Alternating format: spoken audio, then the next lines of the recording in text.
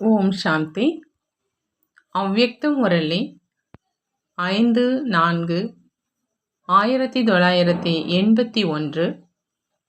அவ்யக்த பாப்தாதா, மதுபன். சக்திசாலியான கர்மங்களின் ஆதாரம் தர்மம். இன்று பாப்தாதா தன்னுடைய உலகை மாற்றம் செய்யும் மற்றும் உலகத்துக்கு நன்மை செய்யும் குழந்தைகளை பார்த்துட்டு எப்பொழுதிலிருந்து பிராமண வாழ்க்கை ஏற்பட்டதோ அப்போதிலிருந்தே இந்த மகான் கடமையின் எண்ணம் கொண்டீங்க. பிராமண வாழ்க்கையின் முக்கியமான கர்மமே இதுதான். மனித வாழ்க்கையில ஒவ்வொரு ஆத்மாவினுடைய விசேஷமாக 2 தாரணைகள் இருக்குது. ஒன்று தர்மம், இன்னொன்று கர்மம். தர்மத்துல நிலைத்திருக்கணும் மற்றும் கர்மம் செய்யணும். தர்மம் இல்லாம வாழ்க்கையினுடைய கர்மத்துல வெற்றியே கிடைக்க முடியாது. தர்மம் அப்படின்னா விசேஷமான தாரணை, அதாவது கடைபிடிக்கிறது. நான் என்னவாக இருக்கிறேன், இதே தாரணை, அதாவது தர்மத்தின் ஆதாரத்தினால நான் என்ன செய்யணும் அப்படிங்கிறது புத்தியில தெளிவாகுது. யதார்த்த தர்மம், அதாவது தாரணை இருந்தாலும் சரி, யதார்த்தம் அற்றது இருந்தாலும் சரி, சக்தியற்ற கர்மமும் யதார்த்தமற்ற தாரணை, அதாவது நான் மனிதன், என்னுடைய தர்மமே மனித தர்மம், இதைத்தான் நீங்க தேக அபிமானம் அப்படின்னு சொல்றீங்க. இதே தர்மத்தின் ஆதாரத்துல கர்மமும் தவறாக நடக்குது. அந்த மாதிரி பிராமண வாழ்க்கையிலும் நான் சிரேஷ்ட ஆத்மா அப்படிங்கிற இந்த யதார்த்த தாரணை இருக்கணும். நான் ஆத்மா, அமைதி, ஆனந்தம், சுகஸ்வரூபமானவன். இதே ஆதாரத்துல என்னுடைய கர்மமும் மாறிடுச்சு. ஒருவேளை கர்மத்துல உயர்ந்ததற்கு பதிலா சாதாரண கர்மம் நடந்துருச்சு அப்படின்னா அதனுடைய ஆதாரமும் இதே தர்மம், அதாவது நான் சிரேஷ்ட ஆத்மா, சிரேஷ்ட குணங்களின் சொரூபமானவன் அப்படிங்கிற இந்த தாரணையின் குறைவு ஏற்பட்டுடுது. அப்படின்னா அஸ்திவாரம் எது? இதன் காரணமாகத்தான் தர்ம ஆத்மா அப்படிங்கிற வார்த்தை சொல்லப்படுது. நீங்கள் அனைவரும் தர்ம ஆத்மா தான் இல்லையா அப்படின்னு பாபா கேட்குறாங்க. தர்ம ஆத்மாக்கள் மூலமா இயல்பாகவே வீணானவை மற்றும் சாதாரண கர்மம் முடிவடைஞ்சிடுது. ஆகையினால நான் எப்பொழுதும் தர்மத்துல நிலைச்சிருக்கேனா அப்படின்னு முதல்ல சோதனை செய்யுங்க. பிறகு கர்மம் தானாகவே சக்தி நிறைந்ததாக நடந்து கொண்டே இருக்கும். நான் யார்? இதுதான் முதல் பாடம். நான் யார் அப்படிங்கிற கேள்வியில முழு ஞானமும் வந்துடுது. நான் யார் அப்படிங்கிற இந்த கேள்விக்கு பதில் தேடிங்க அப்படின்னா எவ்வளோ நீண்ட பட்டியல் உருவாகிடும். இப்பொழுதே ஒரு நொடியில ஒருவேளை நினைவில் கொண்டு வந்தீங்க அப்படின்னா எத்தனை பட்டங்கள் நினைவில் வந்துடும். ஏன்னா கர்மத்தின் ஆதாரத்துல அனைவரும் விட அதிகமான பட்டங்கள் உங்களுக்கு தான் இருக்குது. தந்தையினுடைய பட்டமாக என்ன இருக்குதோ அவை அனைத்தும் உங்களுடையது தான். அனைத்திலும் மாஸ்டர் ஆகிட்டீங்க இல்லையா?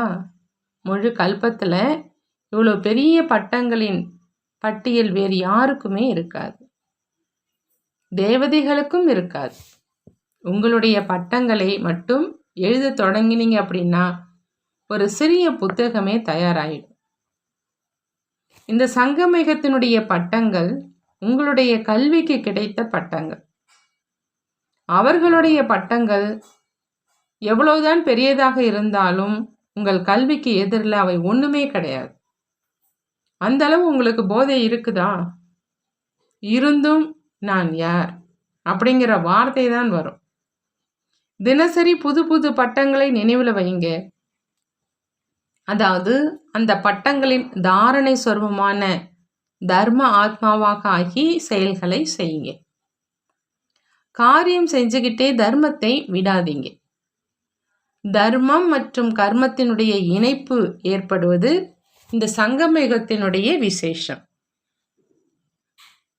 எப்படி ஆத்மா மற்றும் பரமாத்மாவின் துண்டிக்கப்பட்ட சம்பந்தத்தை தந்தை இணைத்துட்டாங்களோ, அதே மாதிரி தர்மம் மற்றும் கர்மத்தின் சம்பந்தத்தையும் இணைச்சிட்டிங்க அப்படின்னா தர்ம ஆத்மாவா பிரத்யட்சமாவீங்க. இன்று பாப்தாதா யார் தர்மம் மற்றும் கர்மத்தை இணைத்து நடந்துக்கிறாங்க, ஒன்றை பிடிக்கிறாங்க ஒன்றை விட்டுடுறாங்க அப்படிங்கிற அனைத்து குழந்தைகளினுடைய இந்த காட்சியை தான் பார்த்துட்டு இருக்கிறாங்க. எப்படி கர்ம யோகா இருக்குது அப்படின்னா கர்மம் மற்றும் யோகாவின் இணைந்த நிலை. ஒருவேளை இரண்டில் ஒன்றை விட்டுட்டீங்க, எப்படி ஊஞ்சல் ஆடுவதற்கு 2 கயிறுகளும் அவசியமா இருக்குது. ஒருவேளை ஒரு கயிறு அருந்துடுச்சு அல்லது மேலும் கீழுமாக ஆயிடுச்சு அல்லது சிறியதும் பெரியதுமாக ஆயிடுச்சு அப்படின்னா என்ன நிலைமையாகும்? இதே நிலைதான் இங்கும் ஏற்படும். இதே போலவே தர்மம் மற்றும் கர்மம் இரண்டின் இணைதல் மூலமா அனைத்து பிராப்திகளினாலும் ஊஞ்சலாடிக்கொண்டே இருப்பீங்க. மேலே கீழே சென்றதுனால பிராப்தியினுடைய ஊஞ்சல்ல இருந்து பிராப்தியற்ற சொரூபத்தை அனுபவம் செஞ்சிடுறீங்க. நடைமுறையில் சோதனை செய்ய தெரியல, ஆகையினால ஆடுவதற்கு பதிலாக என்ன செய்யறது, எப்படி செய்யறது அப்படிங்கிற கதற ஆரம்பிக்கிறீங்க. அப்படி அஞ்ஞானிகளிடம் நான் யார் அப்படிங்கிற இந்த கேள்விக்கு விடை தெரியல அப்படின்னு சொல்றீங்க. அதே போல நான் யார் என்று தன்னிடம் கேளுங்க. இதை நல்ல முறையில் தெரிஞ்சிருக்கீங்களா? இதில் கூட 3 நிலைகள் இருக்குது. ஒன்று தெரிந்து கொள்வது, இரண்டாவது தன்னை ஏற்றுக்கொள்வது, மூன்றாவது ஏற்றுக்கொண்டு நடந்து கொள்வது, அதாவது அதனுடைய சொரூபமாவது. அப்படி நீங்கள் எந்த நிலை வரை வந்து சேர்ந்திருக்கீங்க அப்படின்னு பாபா கேட்குறாங்க. தெரிந்து கொள்வதிலோ அனைவரும் பாஸ் தான் இல்லையா? மேலும் 3வது எண்ணில் இருக்கும் ஏற்றுக்கொண்டு நடந்து கொள்வது, அதாவது சொரூபமாவது. இதில் நீங்கள் என்ன நினைக்கிறீங்க? சொரூபம் ஆகிட்டீங்க அப்படின்னா சொரூபத்தை எப்பொழுதாவது மறக்க முடியுமா? தன்னை தேகம் அப்படின்னு உணர்வது தவறு. ஆனால் சொரூபம் வரை வந்துட்டீங்க அப்படின்னா மறக்க வைத்தாலும் மறக்க முடியாது. மறக்கிறீங்க தான் இல்லையா? அதே மாதிரி ஒவ்வொரு பட்டத்தையும் எதிரில் வச்சு அதை சொரூபத்தில் கொண்டு வந்திருக்கிறேனா அப்படின்னு பாருங்க. எப்படி தினசரி பாப்தாதா சுயதர்சன சக்கரதாரியின் பட்டத்தை நினைவூட்டுறாங்க.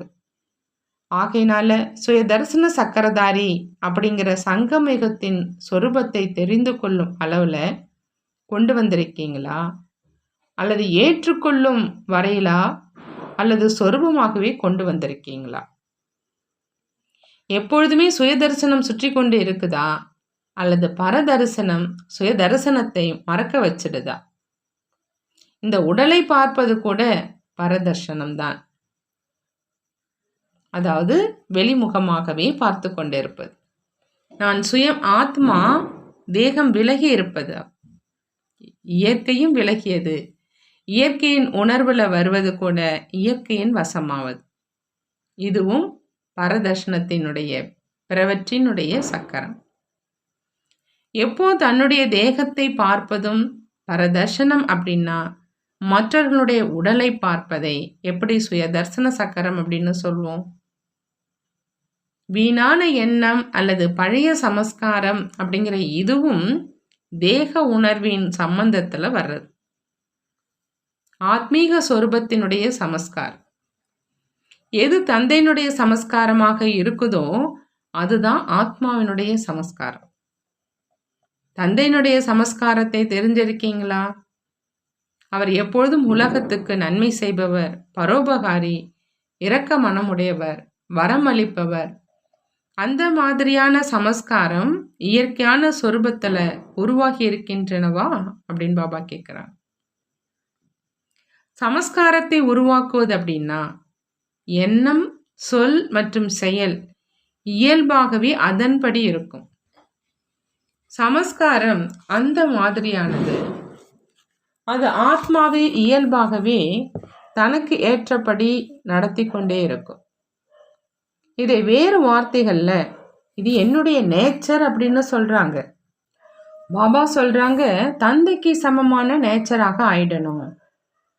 எப்பொழுதும் வரமளிப்பவர், எப்பொழுதும் உபகாரி, எப்பொழுதும் இரக்க மனம் உடையவர். அப்படி கடின உழைப்பு செய்யணும். எப்போ நான் யார் அப்படிங்கிறத சொரூபத்துல கொண்டு வரீங்களோ, இதே தர்மத்தை செய்யும் காரியங்கள்ல கடைபிடிப்பீங்களோ, அப்போதான் சொரூபம் வரை கொண்டு வந்திருக்கீங்க அப்படின்னு சொல்லும். இல்லை அப்படின்னா தெரிந்தவர் மற்றும் ஏற்றுக்கொண்டவர் பட்டியல்ல சென்றுடுவீங்க. என்னுடைய தர்மமே இதுதான் அப்படிங்கிற நினைவை எப்பொழுதும் வச்சுக்கிங்க.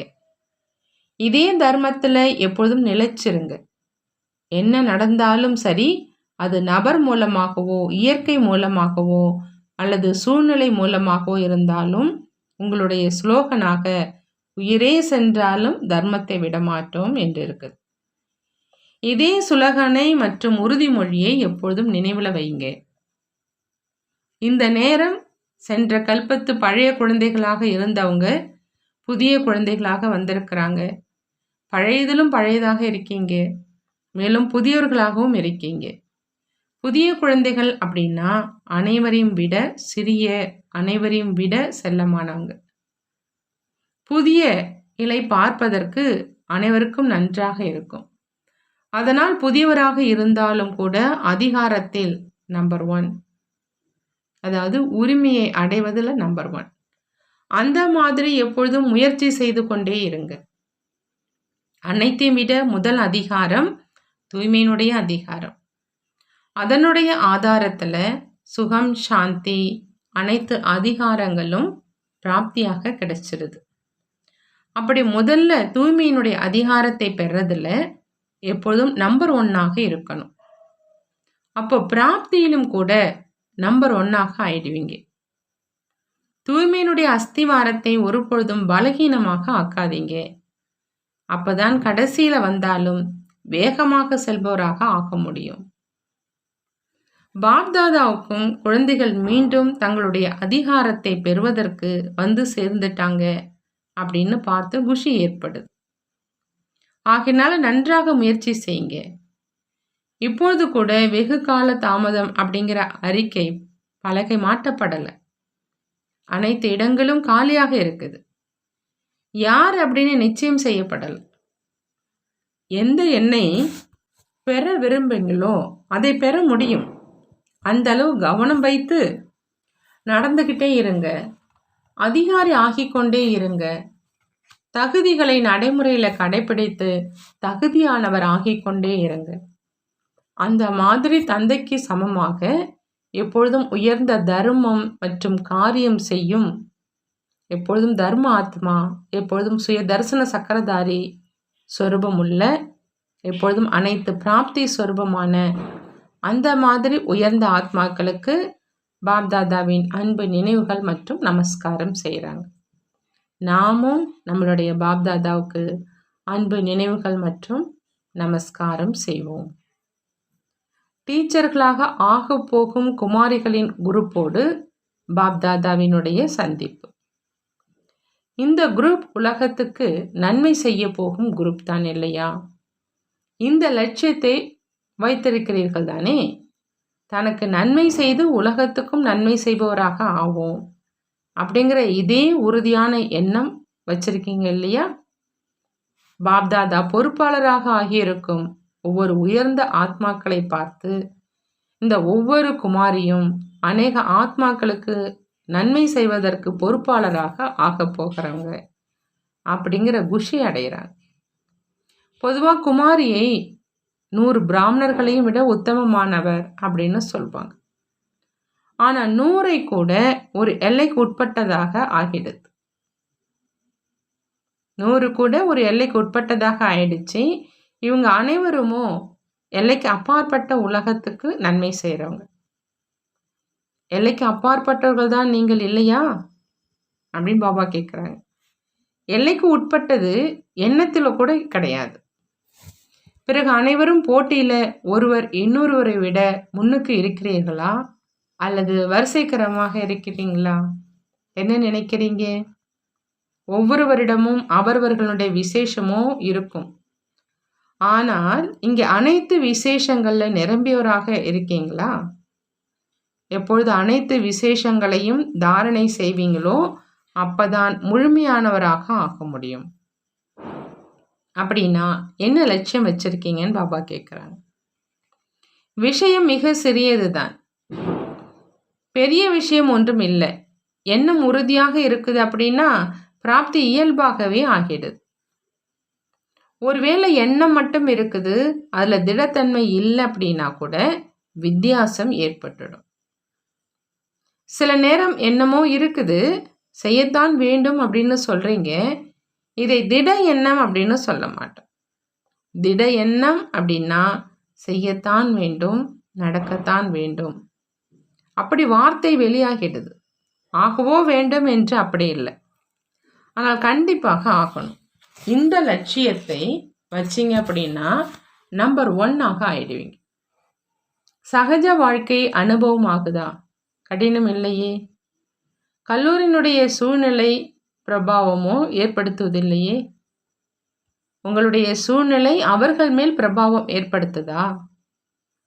எப்பொழுதும் தடையற்றவராக இருக்கணும். தன்னை பார்ப்பது அப்படின்னா தடையற்றவர் ஆவது. தந்தையினுடைய சமஸ்காரமாக இருப்பது தன்னுடைய சமஸ்காரம். பிறகு எப்படி கருவி என்ற அளவில் செய்து கொண்டிருக்கீங்க.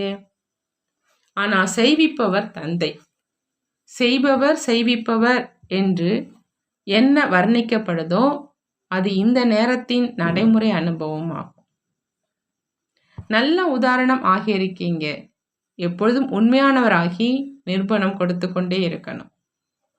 யார் நிரூபணம் கொடுக்கிறாரோ அவரைத்தான் உண்மையானவர் அப்படின்னு சொல்வோம். எப்பொழுதாவது உங்களுக்குள் பிரச்சனை எதுவும் இல்லையே. ஞானம் நிறைந்தவராக ஆனதுனால ஒவ்வொருவனுடைய சமஸ்காரத்தையும் தெரிந்து சமஸ்காரத்தை மாற்றம் செய்வதில் முழு ஈடுபாட்டுடன் இருக்கீங்க. இவரும் அப்படிப்பட்டவர் தான் அப்படின்னு யோசிப்பதில்லை. ஆனால் இவர் அந்த மாதிரியானவரிலிருந்து இப்படி எப்படி ஆவது என்று இதை யோசிப்பீங்க. இரக்க மனமுடையவராக ஆவீங்க. வெறுப்பு நிறைந்த பார்வை இல்லாம இரக்க பார்வை இருக்கும். ஏன்னா ஞானம் நிறைந்தவராக ஆகிட்டீங்க இல்லையா. சகஜ வாழ்க்கை மேலும் உயர்ந்த பிராப்தி. இந்த மாதிரியான பாக்கியம் வேறு எப்பொழுதாவது கிடைக்க முடியுமா? சேவைக்கு தகுதியான நல்ல உதவிக்கரங்கள், அந்த மாதிரியே கரங்கள் உருவாகி கொண்டிருந்தது அப்படின்னா மிக நல்லது. தைரியமுள்ள குழந்தைகளுக்கு தந்தையினுடைய உதவி இருக்குது. சக்திகளோ வெற்றி அடைபவர்களாக இருக்கிறாங்க. சக்திகளுக்கு வெற்றி இல்லை என்பது இருக்கவே முடியாது. எல்லா பிராமண குழந்தைகள் பற்றி இந்த வருஷத்திற்காக விசேஷ சமிக்சை பாப்தாதா கொடுக்கிறாங்க. இந்த வருடம் ஒவ்வொரு குழந்தைக்கும் தான் 3 சான்றிதழ்களையும் பெறணும் அப்படிங்கிற இந்த விசேஷ கவனம் வைக்கணும். அதாவது மனதுக்கு விருப்பமானவர், மக்களின் விருப்பமானவர் மற்றும் தந்தைக்கு விருப்பமானவர் அப்படிங்கிற சான்றிதழ்கள் பெறணும். மனதுக்கு விருப்பமானவனுடைய சான்றிதழ் இருக்குதா அல்லது இல்லையா அப்படிங்கிறத தெரிஞ்சுக்கிறதுக்கு பாப்தாதாவினுடைய அறையில் சென்று செய்ய முடியும். ஏன்னா அந்த நேரம் தந்தை கண்ணாடி ஆக்கி விடுறார். மேலும் என்னென்ன நடக்குதோ அது அந்த கண்ணாடியில் தெளிவாக தென்படுது. ஒருவேளை அந்த நேரம் தந்தையினுடைய எதிரில் தன்னுடைய மனம் நான் சரியா இருக்கிறேன் அப்படின்னு சான்றிதழ் கொடுக்குது அப்படின்னா சரி என்று புரிஞ்சுக்கிங்க. ஒருவேளை அந்த நேரம் மனதில் இது சரியில்லை அப்படின்னு வருது அப்படின்னா தன்னை மாற்றம் செய்யணும். ஒருவேளை உதாரணமாக அதிகமானவங்க ஏதாவது ஒரு விஷயத்துக்காக சில சமிச்சைகள் கொடுக்குறாங்க, ஆனால் நான் தவறாக இருக்கிறேன் என்று தானே நினைப்பது இல்லை. இருந்தும் எப்பொழுது மற்றவர்களுக்காக மேலே இருந்து இந்த கவனம் வைக்கணும் அப்படிங்கிற அந்த டைரக்ஷன் கிடைக்குது அப்படின்னா பிறகு அந்த நேரம் தன்னுடைய புத்தியை செலவழிக்கக்கூடாது. ஏன்னா ஒருவேளை சத்தியத்தின் சக்தி இருக்குது அப்படின்னா இதனை சத்திய நிலை, மகான் நிலை அப்படின்னு சொல்லப்படுது. மேலும் யார் சுயம் அவரே வளைந்து கொடுக்கிறாரோ அவர்தான் மகான்.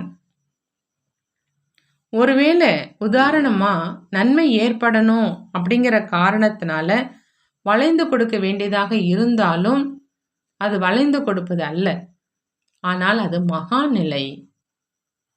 அநேகர்களுடைய சேவைக்காக மகானாக இருப்பவருக்கு வளைந்து கொடுக்கத்தான் வேண்டியிருக்குது. ஆகையினால இந்த விசேஷ கவனம் வைங்க. இதில் தான் அலட்சியம் வந்துடுது. நான் சரியாக இருக்கிறேன், சரியாகத்தான் இருக்கீங்க, ஆனால் யார் சரியாக இருக்க முடியுமோ அவர் தன்னை வளைந்து கொடுக்க செய்யவும் முடியும். யார் சரியாக இருக்க முடியுமோ அவங்க தன்னை வளைந்து கொடுக்க செய்யவும் முடியும். ஒருவேளை உதாரணமா என்னுடைய நடத்தை மூலமா மற்றவங்களுக்கு ஏதாவது எண்ணம் உருவாகுது அப்படின்னா தன்னை வளைத்து கொள்வதில் நஷ்டம் என்ன? இருந்தும் அனைவனுடைய ஆசீர்வாதமும் கிடைச்சிடும். இந்த ஆசீர்வாதம் கூட லாபமாக ஆனது இல்லையா? ஏன் என்ன அப்படிங்கிறதுல செல்லாதீங்க. இது ஏன், இது அப்படி ஆகுமா, இப்படி ஆகுமா அப்படிங்கிற இவற்றுக்கு முற்றுப்புள்ளி வைங்க. இப்போ இந்த விசேஷத்தை நாலாபுறங்களிலும் கலங்கரை விளக்கை போன்று சமமாக பரப்புங்க. இதைத்தான் ஒருவர் கூறினார், இன்னொருவர் ஏற்றுக்கொண்டார். அதாவது அநேகர்களுக்கு சுகம் கொடுப்பதற்கு பொறுப்பாளர் ஆனார் அப்படின்னு சொல்றது. இதுல நான் கீழே வந்துட்டேன் என்ற இதை நினைக்காதீங்க. அப்படி வேண்டாம்.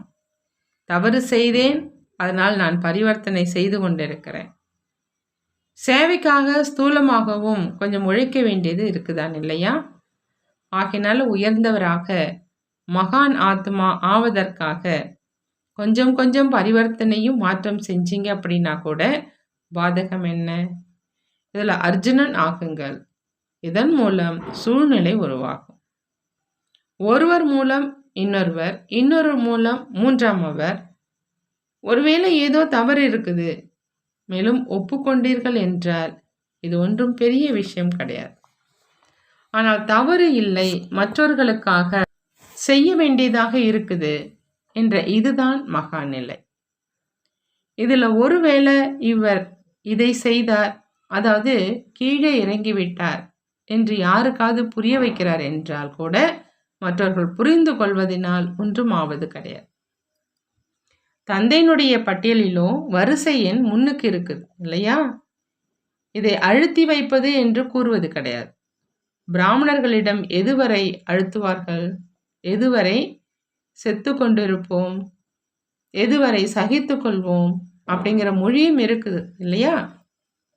ஒருவேளை இங்கே அழுத்துகிறார்கள் என்றால் கூட அநேகர்கள் உங்களுடைய கால்களை அழுத்தி விடுகிறார்கள். ஒருவேளை இங்கே அழுத்துறாங்க அப்படின்னா கூட அநேகர்கள் உங்களுடைய கால்களை அழுத்திடுவாங்க. இது அழுத்தப்படுவதல்ல, ஆனால் அநேகர்களுக்காக பூஜைக்குரியர் ஆவது, அதாவது மகான் ஆவதுங்கிறாங்க பாபா. நல்லது.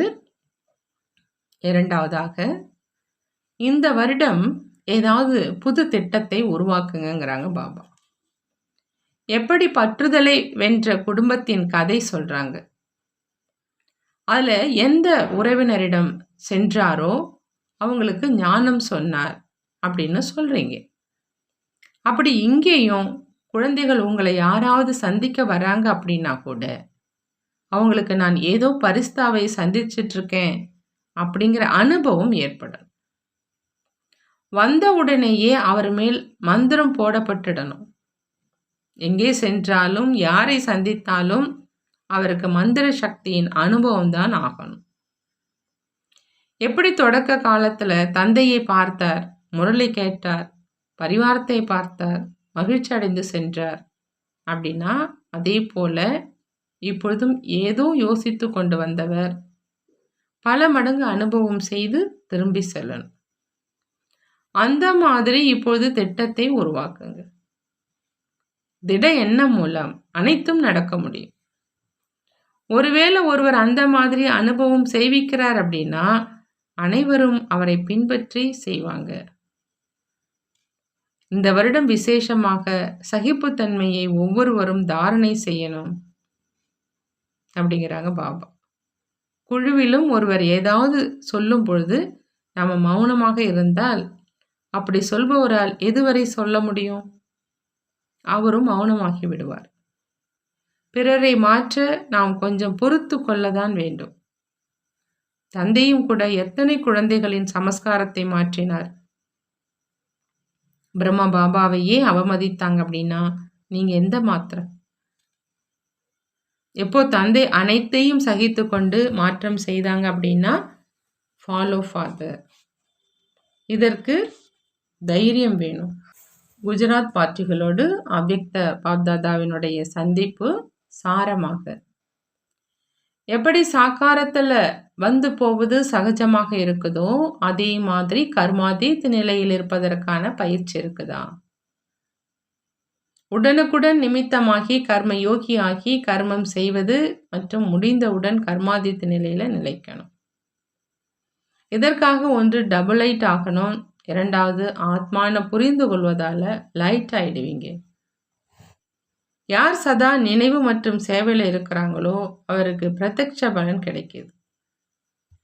எப்பொழுது சர்வ சக்திவானின் குழந்தைகள் ஆகிட்டீங்களோ அப்போ சகஜ யோகிகள் தானே அப்படிங்கிறாங்க பாபா. நல்லது. வெளிநாட்டினரோடு அவ்யக்த பாப்தாதா சந்திக்கிறாங்க. இப்போ ஒவ்வொருவரும் சேவையை தீவிர கதியில் செய்வதற்கான திட்டம் தீட்டணும். நாம் அமைதி தூதுவராக்கி செல்றோம் அப்படிங்கிறத சதா நினைவுல வைங்க. எங்க போனாலும் அமைதியினுடைய கிரணங்களை பரப்புங்க. எப்போ அனைவருக்கும் அமைதியினுடைய செய்தி கிடைக்குதோ அப்போ உங்களை சாந்தி தேவன் தேவி அப்படின்னு ஏற்றுக்கொள்வாங்கங்கிறாங்க பாபா. நல்லது. வரதானம். திருப்தியினுடைய விசேஷம் மற்றும் உயர்ந்த தன்மை மூலமா அனைவருடைய இஷ்டமானவராக ஆகக்கூடிய வரமளிப்பவர் ஆகுக. வரமளிப்பவர் ஆகணும் அப்படின்னா பாபா சொல்றாங்க, திருப்தியினுடைய விசேஷம் மற்றும் உயர்ந்த தன்மை மூலமா அனைவருடைய இஷ்டமானவராக ஆகணும். யார் எப்பொழுதும் தன் மேலும் மற்றவர்கள் மேலும் திருப்தியாக இருக்கிறாங்களோ அவங்க தான் அநேகர்களின் இஷ்ட மற்றும் அஷ்ட தேவதையாக முடியும். அனைத்தும் விட மிகப்பெரிய குணம் என்று சொன்னாலும், தானம்னு சொன்னாலும், அல்லது விசேஷம் மற்றும் உயர்ந்த நிலைன்னு சொன்னாலும் அது திருப்தி தான். திருப்தியான ஆத்மாதான் பிரபுக்கு பிரியமானவங்க, மக்களுக்கு பிரியமானவங்க, மேலும் தனக்கும் பிரியமானவங்களாக இருப்பாங்க. அந்த மாதிரி திருப்தியான ஆத்மாதான் வரமளிக்கும் ரூபத்தில் பிரசித்தியாக ஆவாங்க. இப்போ இறுதி நேரத்துல மகாதானி ரூபத்தையும் விட அதிகமாக வரதானி ரூபம் மூலமாக சேவை நடக்கும். இறுதி நேரத்துல மகாதானி ரூபத்தையும் விட அதிகமா வரதானி ரூபம் மூலமா சேவை நடக்குங்கிறாங்க பாபா. ஸ்லோகன். யாருடைய நெற்றியில் எப்பொழுதும் வெற்றி திலகம் மின்னிக்கொண்டு இருக்கிறதோ அவங்கதான் வெற்றி ரத்தினம். வெற்றி ரத்தினமாக இருக்கக்கூடியவங்க நெற்றியில எப்பொழுதுமே வெற்றி திலகம் மின்னிக்கொண்டே இருக்கும். நல்லது. ஓம் சாந்தி. நன்றி பாபா. நன்றி.